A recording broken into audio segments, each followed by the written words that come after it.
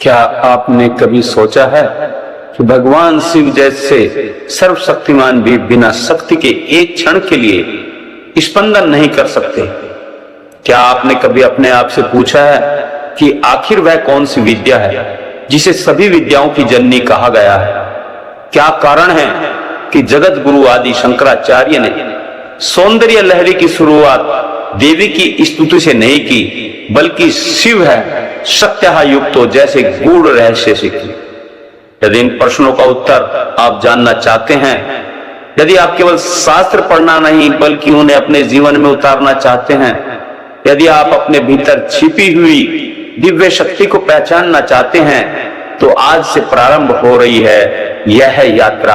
आपके जीवन की दिशा बदल सकती है। आइए सदगुरु और मां श्री ललिता महात्रिपुर सुंदरी की कृपा का स्मरण करते हुए श्री विद्या जीवन प्रबोधिनी का इस दिव्य यात्रा का शुभारंभ करते हैं। शुभारंभ करने से पहले श्री गणेशाय नमः, श्री गुरुभ्यो नमः, श्री मात्रे नमः। परम पूज्य सदगुरुदेव के श्री चरणों में मेरा कोटि कोटि प्रणाम। आद्य शक्ति जगत जननी श्री ललिता महात्रिपुर सुंदरी के श्री चरणों में मेरा बारंबार प्रणाम।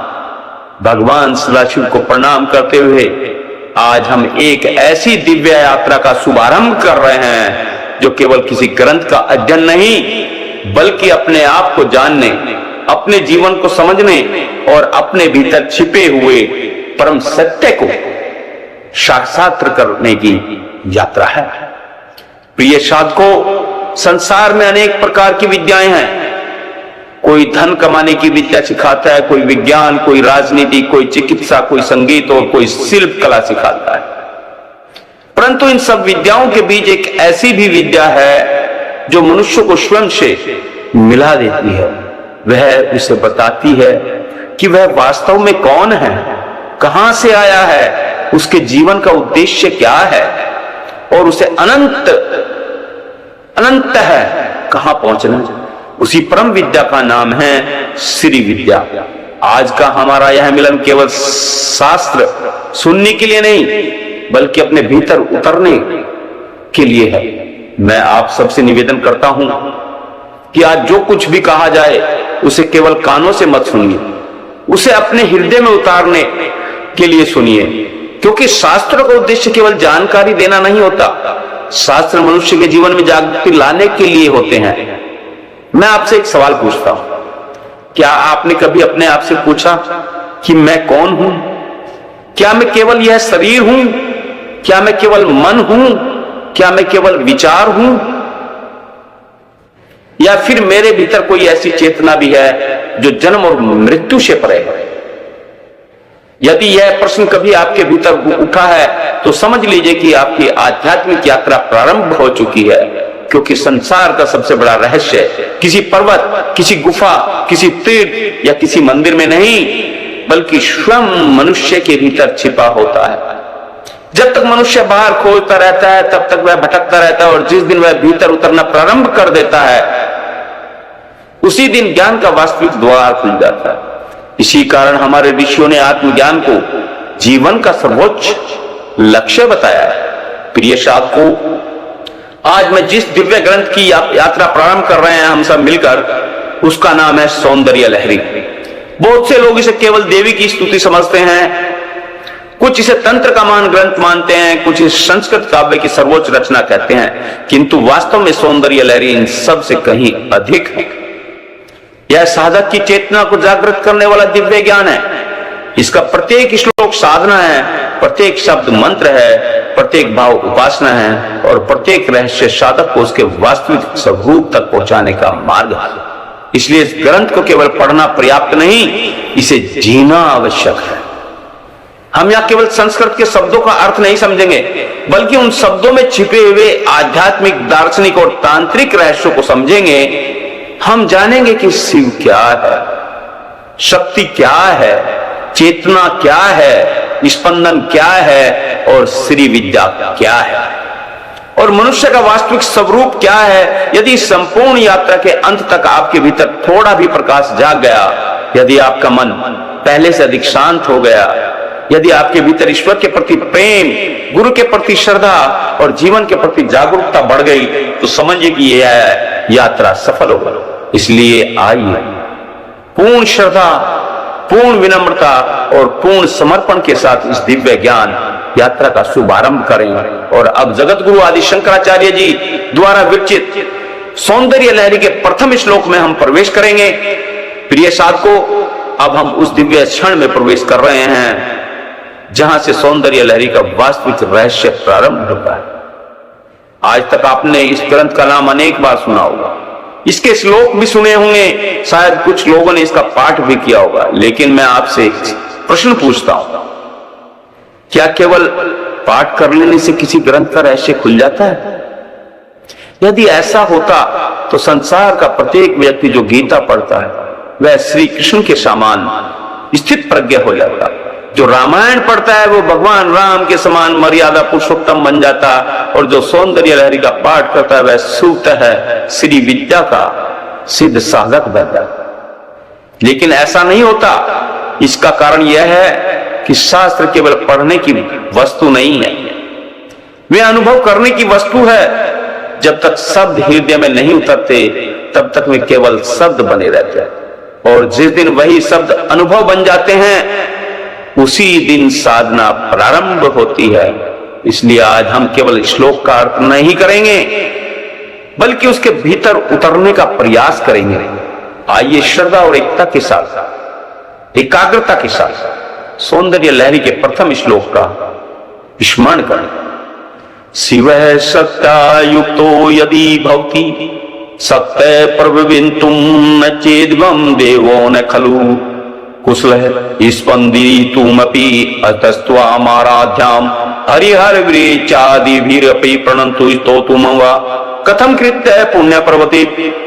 प्रिय साधकों, यह केवल 4 पंक्तियों का एक संस्कृत श्लोक नहीं है, यह संपूर्ण श्री विद्या का प्रवेश द्वार है। इस एक श्लोक के भीतर वेदांत भी है, तंत्र भी है, योग भी है, भक्ति भी है और संपूर्ण सृष्टि का रहस्य भी छिपा हुआ है। अब मैं आपसे एक सवाल और पूछता हूं, यदि भगवान शिव स्वयं महादेव हैं, देवों के देव हैं, अनंत है, पूर्ण है, तो फिर आदि शंकराचार्य यह क्यों कह रहे हैं कि शक्ति के बिना वे स्पंदन तक नहीं कर सकते? क्या यह केवल काव्य है? क्या यह केवल देवी की महिमा का वर्णन है, या फिर इसके भीतर कोई ऐसा रहस्य छिपा है जिसे समझे बिना न शिव को समझा जा सकता और न शक्ति को? यही वह स्थान है जहां से श्री विद्या प्रारंभ होती है, क्योंकि श्री विद्या हमें किसी एक देवता की उपासना तक सीमित नहीं करती, बल्कि हमें उस शाश्वत सत्य तक ले जाती है जहां शिव और शक्ति अलग नहीं रहते, जहां चेतना और ऊर्जा एक हो जाते हैं, जहां सृष्टि और सृष्टिकर्ता का भेद समाप्त हो जाता है। यही कारण है कि आदि गुरु शंकराचार्य जी ने इस ग्रंथ का प्रारंभ किसी प्रार्थना या आशीर्वाद से नहीं, बल्कि इस महान सिद्धांत से किया कि शिव और शक्ति का मिलन ही संपूर्ण सृष्टि का आधार है।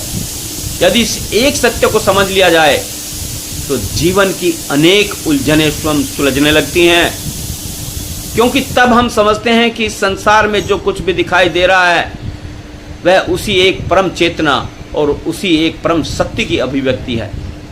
प्रिय साधकों, आने वाले समय में हम इस श्लोक के प्रत्येक शब्द को अलग अलग समझेंगे। हम जानेंगे कि शिव का वास्तविक अर्थ क्या है, सत्यः किस शक्ति की ओर संकेत करती है, युक्तः का आध्यात्मिक रहस्य क्या है, और स्पंदितुमपि शब्द के पीछे संपूर्ण कश्मीर शैव दर्शन और श्री विद्या का कितना गहन विज्ञान छिपा हुआ है। लेकिन आज इतना समझ लीजिए कि यदि आपने इस प्रथम श्लोक को सही प्रकार से समझ लिया तो सौंदर्य लहरी का आधा रहस्य आपके सामने स्वयं प्रकट होने लगेगा। इसलिए किसी भी प्रकार की जल्दबाजी मत कीजिए। इस यात्रा में हम शब्दों को नहीं, सत्य को खोजेंगे, हम अर्थ को नहीं, अनुभव को प्राप्त करने का प्रयास करेंगे। और हम केवल ज्ञान एकत्र नहीं करेंगे बल्कि अपने भीतर उस चेतना को जागृत करने का प्रयास करेंगे जिसके लिए हमारे ऋषियों ने इस अमूल्य परंपरा की स्थापना की। अब आगे बढ़ते हुए हम उस प्रश्न का उत्तर खोजेंगे जो हर साधक के मन में उठता है। आखिर श्री विद्या क्या है? वहीं से हमारी यात्रा का अगला अध्याय आरंभ होगा। प्रिय साधकों, अब तक हमने यह समझा कि सौंदर्य लहरी केवल एक स्तोत्र नहीं बल्कि संपूर्ण श्री विद्या का प्रवेश द्वार है। हमने यह भी जाना कि इसके प्रथम श्लोक में ही आदि गुरु शंकराचार्य ने शिव और शक्ति के अद्वैत रहस्य का उद्घाटन कर दिया है। लेकिन अब एक प्रश्न स्वाभाविक रूप से हमारे सामने खड़ा होता है, आखिर श्री विद्या है क्या? आज इस शब्द का बहुत प्रयोग होता है। कोई इसे पंचदशी मंत्र कहता है, कोई इसे षोडशी मंत्र कहता है, कोई श्री चक्र की उपासना, कोई तंत्र की सर्वोच्च साधना और कोई इसे अत्यंत गुप्त परंपरा मानता है। इन सभी बातों में सत्य का अंश अवश्य है, किंतु यदि केवल इतना ही श्री विद्या होती तो इसका महत्व केवल कुछ विशेष साधकों तक सीमित रह जाता। वास्तव में श्री विद्या उससे कहीं अधिक व्यापक, कहीं अधिक गहन और कहीं अधिक दिव्य है। श्री का अर्थ केवल धन या लक्ष्मी नहीं है। शास्त्रों में श्री का अर्थ मंगल, सौंदर्य, करुणा, समृद्धि, प्रकाश और पूर्णता का वह दिव्य शक्ति जिससे संपूर्ण सृष्टि प्रकाशित हो रही है। और विद्या का अर्थ केवल पुस्तक पढ़ लेना नहीं है। विद्या वह है जो अज्ञान का नाश कर दे, मनुष्य को उसकी वास्तविक स्वरूप का बोध करा दे, जो उसे यह अनुभव करा दे कि वह केवल शरीर नहीं, केवल मन नहीं, केवल विचार नहीं, बल्कि परम चेतना का अंश है। इसलिए जब श्री और विद्या दोनों शब्द एक साथ आते हैं तब उनका अर्थ होता है वह परम दिव्य ज्ञान जो जीव को उसकी मूल चेतना से मिला। यही श्री विद्या है। श्री विद्या कोई धर्म विशेष की संपत्ति नहीं है, न किसी जाति, संप्रदाय या पंथ की सीमा है, न वह किसी सीमा में बंधी हुई है। यह संपूर्ण मानवता के लिए आत्म जागरण का मार्ग है। यह हमें संसार छोड़ना नहीं सिखाती, बल्कि संसार में रहते हुए भी परमात्मा का अनुभव करना सिखाती है। यह हमें भागना नहीं, जागना सिखाती है। यह हमें त्याग का दिखावा नहीं, बल्कि अहंकार का त्याग सिखाती है। यही कारण है कि श्री विद्या के साधक का पहला परिवर्तन उसके भीतर दिखाई देता है। उसकी वाणी मधुर होने लगती है, उसका मन शांत होने लगता है, उसके विचार निर्मल होने लगते हैं और उसके व्यवहार में करुणा आने लगती है।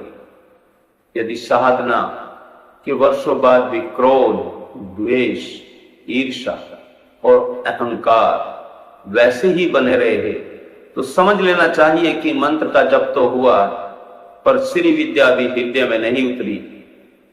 क्योंकि जहां श्री विद्या प्रकट होती है वहां प्रकाश बढ़ता है, अंधकार नहीं वहां प्रेम बढ़ता है, घृणा नहीं वहां विनम्रता बढ़ती है, अहंकार नहीं।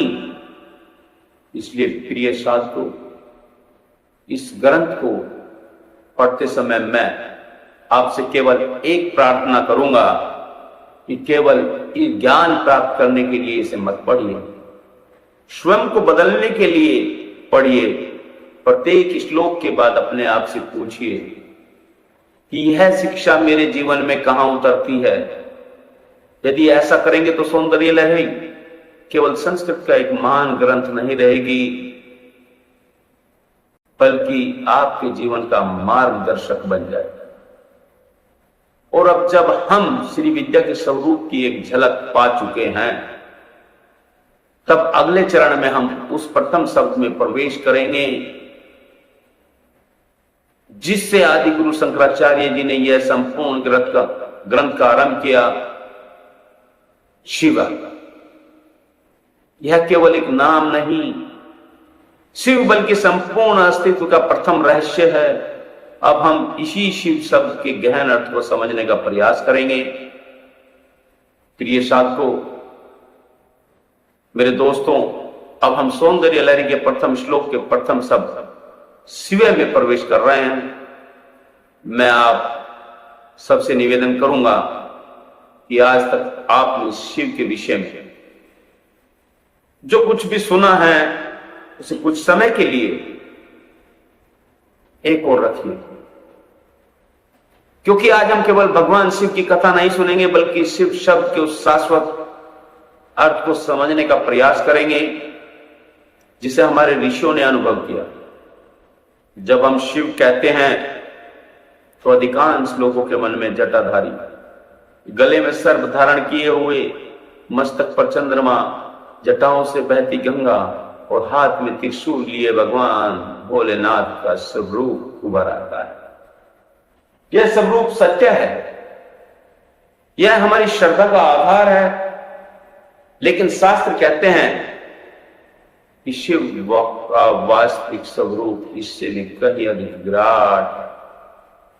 शिव किसी एक आकृति का नाम नहीं, शिव किसी एक स्थान पर विराजमान देवता का नाम नहीं, बल्कि शिव उस परम सत्य चेतना का नाम है जो संपूर्ण ब्रह्मांड में समान रूप से व्याप्त है। इस प्रकार आकाश सबको धारण करता है लेकिन स्वयं किसी से बंधता नहीं, उसी प्रकार शिव संपूर्ण सृष्टि के आधार है, फिर भी किसी सीमा में बंधे नहीं है।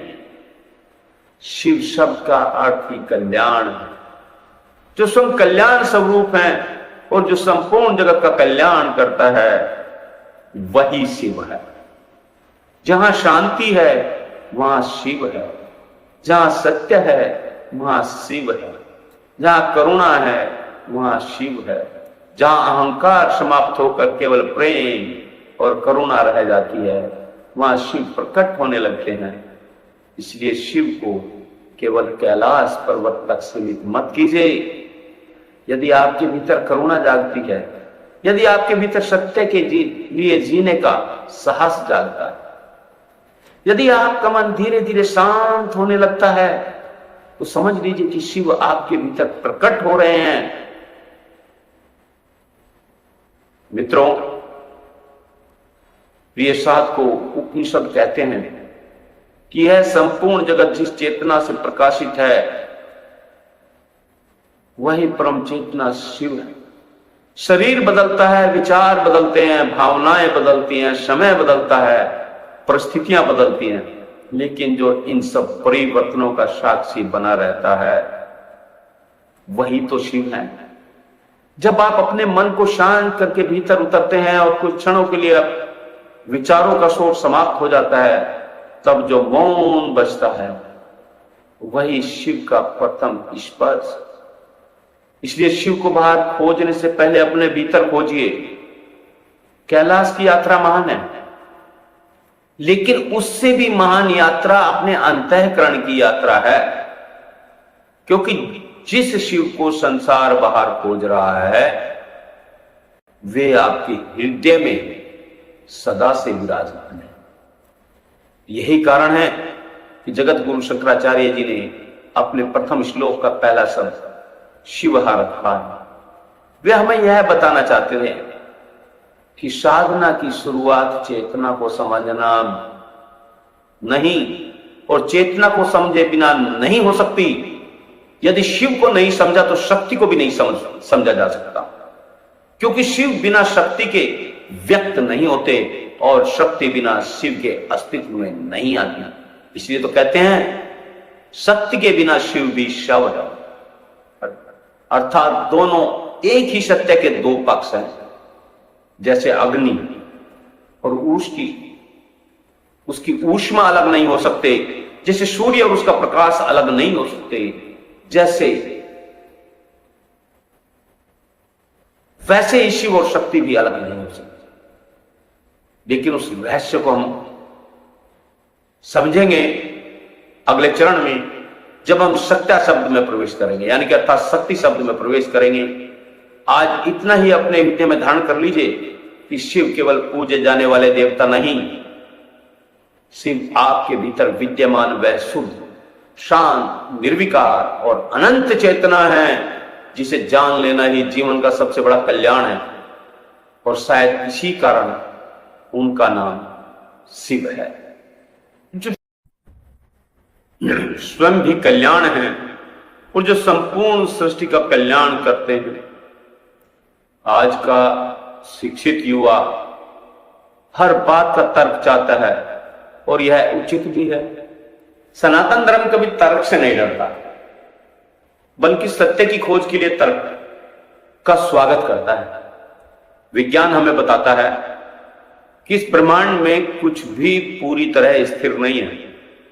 परमाणु के भीतर इलेक्ट्रॉन निरंतर गतिशील है, ऊर्जा प्रवाह चलता रहता है, आकाश गंगाएं गतिमान है, पृथ्वी अपनी धुरी पर भी घूम रही है और सूर्य की परिक्रमा भी कर रही है।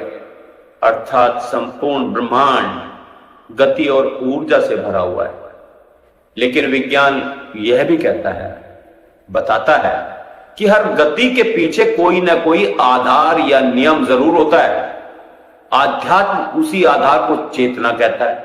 श्री विद्या की भाषा में उस शुद्ध निरपेक्ष चेतना को शिव कहा गया है और उस चेतना की अभिव्यक्ति होने वाली शक्ति को शक्ति कहा गया है। यह समझने के लिए एक छोटा सा उदाहरण लें। बिजली अपने आप दिखाई नहीं देती, लेकिन जब वह बिजली पंखा चलाती है, बल्ब जलाती है, तब कंप्यूटर को शक्ति देती है, तब उसका प्रभाव दिखाई देता है। इस प्रकार शिव चेतना और शक्ति उसी चेतना की क्रियाशील अभिव्यक्ति है। मतलब शक्ति उस चेतना की क्रियाशील अभिव्यक्ति है। यह केवल धार्मिक विश्वास नहीं, बल्कि अस्तित्व को देखने का एक दार्शनिक दृष्टिकोण। इसलिए जब शास्त्र कहते हैं कि शिव बिना शक्ति के स्पंदित नहीं होती, तो उसका अर्थ यह नहीं कि शिव में कोई कमी है। उसका अर्थ यह है चेतना जब तक शक्ति के रूप में अभिव्यक्त नहीं होती, तब तक सृष्टि का प्रकट रूप दिखाई नहीं देता। यही कारण है कि श्री विद्या में शिव और शक्ति को दो नहीं, एक ही परम सत्य के दो अभिन्न आयाम माना गया। तो आज की यह दिव्य ज्ञान यात्रा पसंद आई हो, यदि आपको इससे कुछ नया सीखने और समझने का अवसर मिला हो, तो इस वीडियो को लाइक करें, अपने परिवार और मित्रों के साथ शेयर करें। और यदि आपने अभी तक हमारे चैनल को सब्सक्राइब नहीं किया, तो अभी सब्सक्राइब कर लें। साथ ही बेल आइकन को भी अवश्य दबा दें, ताकि श्री विद्या जीवन प्रबोधिनी की अगली कड़ी की सूचना सबसे पहले आप तक पहुंच सके। अगले भाग में हम सत्या अर्थात शक्ति शब्द के उस दिव्य रहस्य को जानेंगे, समझेंगे, जिसके बिना शिव का अर्थ पूर्ण नहीं होता।